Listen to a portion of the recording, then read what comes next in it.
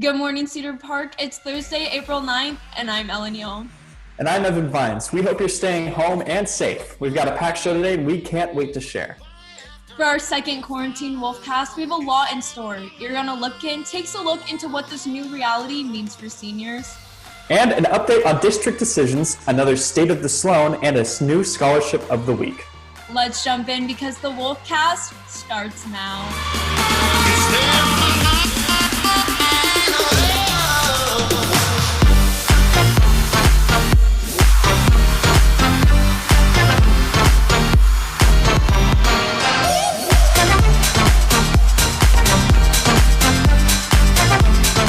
While many students are having a tough time being away from friends, routines, and favorite teachers, this time off has hit the senior class especially hard.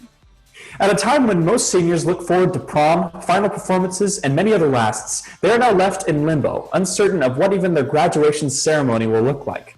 CPHS News executive producer and senior herself, Ariana Lipkin, talked to a few members of the class of 2020 and how they're feeling. Prom are at risk of being canceled. Virus, students, especially high school seniors, are starting to face the reality of what that means for them. Students, it's just been missing out on a lot of memories. Yeah, for seniors in high school, this means prom, among others. Senior year, the final lap after 12 straight years of school, from the first day of kindergarten to the last day of high school, or the last day before spring break. The results of the COVID-19 pandemic have left feelings of uncertainty with the rest of the school year, and it's hitting the class of 2020 especially hard. Cedar Park seniors Tyrus Pye and Hannah Volk are among those with strong feelings about the possibility of not returning to normal school. It kind of is rough to think about because, I've worked for like 12 years for my senior year and I'm not even going to be able to have it. So it's not fun to think about, but, it just, whatever happens. Yeah. I've came to terms that we're not going back to school because there's school districts around us that are already saying like Austin ISD is closed for the rest of the year, and so is Round Rock ISD. So it's a precedent already set, and I feel like they just haven't made a decision. Probably the biggest thing is just those people that like I have a connection with, that is a special connection within school that you might never see again. So that sucks. As a senior myself, I have some days where I'm okay with the idea of my senior year being physically over, and other days I get really upset at the thought of not being able to carry out traditions seniors have done for decades. Hannah talks more about that. So some of the things that I'm definitely gonna miss doing, definitely the elementary school walk, just because I know that's really special because you get to go back to your elementary school and, be there one last time where it all started. So that's pretty cool. So I'm going to miss doing that. The senior prank for sure, just because I know we've been like talking about it a lot, trying to figure out what we're going to try to do for that and stuff. And, you don't get to do that. So it's pretty sad. And then senior sunsets, because I know some of us did the senior sunrise at the beginning of the year. So the senior sunset is kind of just like the ending of it all. We don't get to do that. So that's pretty sad. But, and then, graduation, yeah. Concerns of the class of 2020 have not been left ignored, though. CPHS Principal John Sloane has openly expressed the district's goal to ensure that the milestone of graduation is still celebrated for the class of 2020. So for our seniors, I know there's a lot of questions about the events that we normally have to culminate the end of your senior year. And so we have not made any cancellations of graduation ceremony or anything after May 1st. Details on what that looks like are still to come. So what is your favorite memory of your senior year so far? Probably the football games, just because all of the football games are so fun. They're so hype. Everybody's like so dedicated and so like into all the games and the cheers and stuff. So that makes it really fun and really special. I'm really glad that I got to experience that as a senior because I know it's different as you go, like as you're a freshman to your senior year.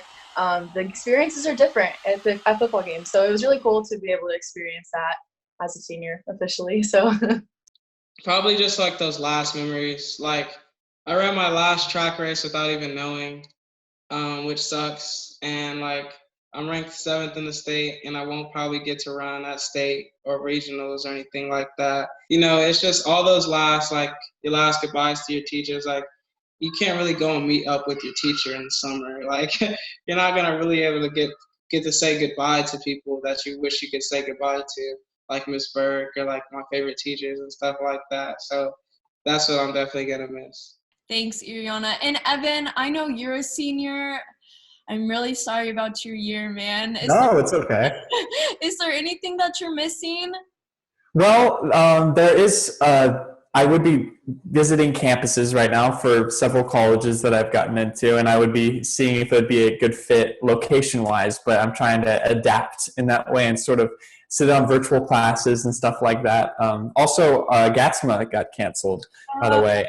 Well, it got postponed to an online version, which is still fun. But GATSMA, if anybody doesn't know, is Greater Austin High School Musical Theater Awards, and it was going to be my last year performing live on the Long Center stage. But this year we're going to do it online, which is going to be a cool, different way to do it.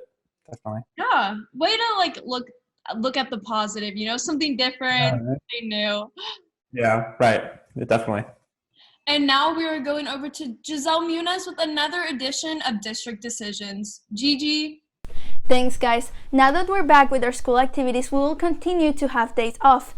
This Friday, the 10th, we will have a student holiday, and next Monday, the 13th, we will have a bad weather makeup day, which means that next Tuesday and Thursday will be an A day, and next Wednesday and Friday, B days.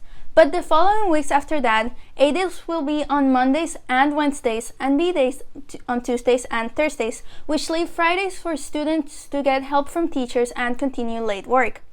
Also, all grades for all courses will now be a pass or an incomplete. For more information on this, check the Cedar Park High School website. That's all I have for you guys today. With CPHS News, I'm Giselle Muniz. Back to you guys. Thanks, Gigi. Now it's time for the State of the Sloane with Principal John Sloane. Take a look. Good afternoon, Cedar Park High School. Mr. Sloane here just to give you a quick update and share some thoughts and information about the things that are happening this week and next at Cedar Park and in society. So first, I hope everybody is well. And I know that everybody's dealing with this in different terms and have different challenges associated with the COVID situation that we're dealing with. So I hope you're well. Please reach out to myself, staff member at Cedar Park, anybody on the faculty, if we can help in any way with anything that you're working through. So classes have resumed this week, and it's important that you're getting yourselves back into routines and waking up and having breakfast and doing those assignments and then taking care of your health and exercising and getting yourself into somewhat of a flow of normalcy, even within the constraints that we have about being out and about.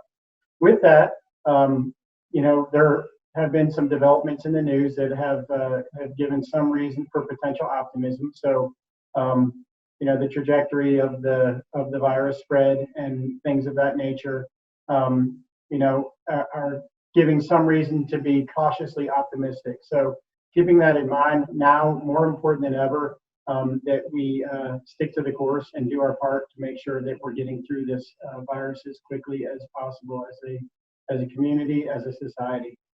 And so moving forward into next week, so we have some holidays coming up. We have Friday and Monday, which are not school days for the holidays. So teachers are not available on those days for office hours. And then for next week, with no school on Monday, assignments will be pushed to Tuesday, Wednesday for the rollout dates, and then due Thursday, Friday. So everything just pushes back one day next week.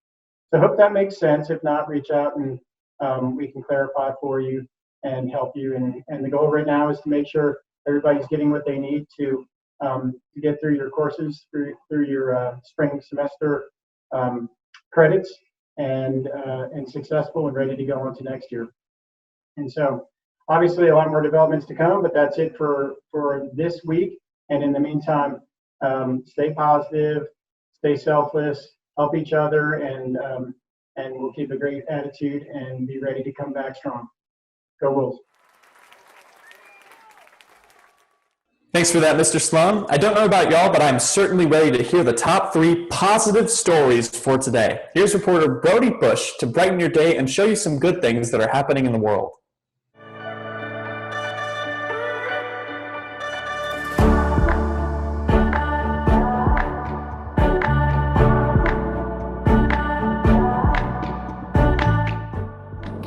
What's up, Cedar Park? I'm Brody Bush, and here are your good 3 things for the week.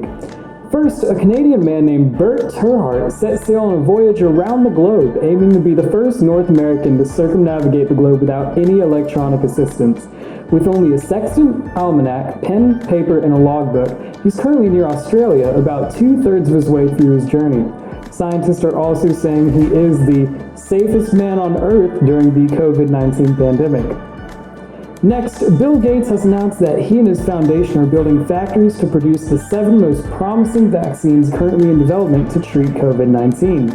Although only 2 or 3 of the vaccines will likely be produced, Bill Gates says, "We're going to fund factories for all 7 just so that we don't waste time in serially saying, okay, which vaccine works, and then building the factory."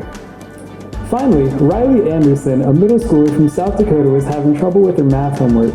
Hope was not lost though, because even during social distancing, her teacher found a way to help her. Math teacher Chris Waba was neighbors with Riley's family, so after receiving an email from Riley asking for extra help with her homework, Mr. Waba walked over to her house and gave her a math lesson through the glass front door. That's your good news for the week. Remember, Cedar Park, to stay home, stay happy, and stay safe. Thanks for the good news, Brody. Coming up next is a new scholarship of the week, plus a segment on how to properly wash those hands, and your pet of the week. All of this after a word from our sponsor. Smoky Moe's Barbecue, the best barbecue that money can buy. Proudly supporting Cedar Park High School. If you could say one thing to the entire world at once, what would it be? Well, if you can get your worldwide announcement down to 250 words or less, then the Shout It Out Scholarship is perfect for you. All you have to do is answer that question and explain the answer you chose by September 30th of this year to be considered for the $1,500 scholarship. So what are you waiting for? Let's get writing. Back to you guys. Welcome back. Nacho Lopez has taken an in-depth look on why it's so important to wash your hands, especially right now. Here's what we found. Although we spend most of our time inside of our homes now, every time we pick up certain items, exercise, use the restroom, and leave our houses for essentials, we pick up unwanted bacteria and viruses. With COVID-19 cases on the rise, proper hygiene has become a major priority among Americans. And for good reason, as the simple action of washing your hands may be the best thing you can do to prevent yourself and others from being infected. The coronavirus is encased in what is basically a layer of fat. Soap breaks that fat apart, leaving it unable to affect you. Washing your hands is an essential routine that must be followed properly, however. Especially at a time like this. Most of us do it in autopilot, but we could easily leave residue if we're not careful. Thankfully, the CDC has provided instructions and answers for hand washing that will make sure to keep everyone safe and clean. Here's a quick how-to. Make sure to scrub your hands for at least 20 seconds. First, wet your hands with water, then apply soap, then wash the back of both hands and in between the fingers. Clasp your hands together and rub, and then clean around the thumbs too. Rub your fingertips around the palms of your hands as well, and finish up with the wrists. Rinse your hands really well with water, and dry thoroughly with a paper towel. If soap and water are not available, use an alcohol-based hand sanitizer that contains at least 60% alcohol. Thanks, Nacho. Now it's time for a new edition of Austin Eats with Abby and Amelia. This was filmed before the quarantine, but the good news is all of the places featured are offering to-go or curbside meals. Guys, so we're back for the episode that no one asked for. But we're trying pizza today. We will see.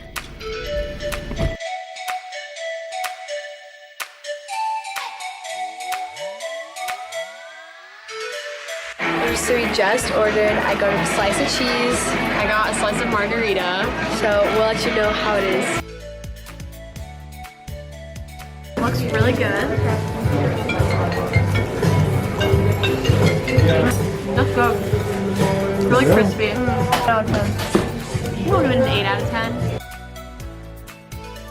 So we just got here and I already like the vibe so much better. The parking is easy. Yeah, I like this area. It seems like it's similar to Home Slice in the way where there's like a sit down or you can just order a slice, but I'm not sure. Yeah, so we'll let you know.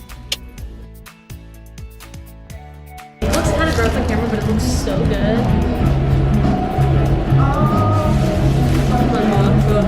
Cute little shop. Not too crowded. Did I take a long? Super cheap. Good location. I would honestly give it like a 9.5 out of 10 just because there's always room for improvement. But yeah, pretty good. Alright, so we had Desano's, we got a dessert pizza. People here are really nice. They showed us the oven and everything. Yeah, they let us go in the back. Go back to the oven. So we got a Nutella fruit pizza and it has strawberries and Banana. Yeah, it looks so good. I'm really excited. This is incredible.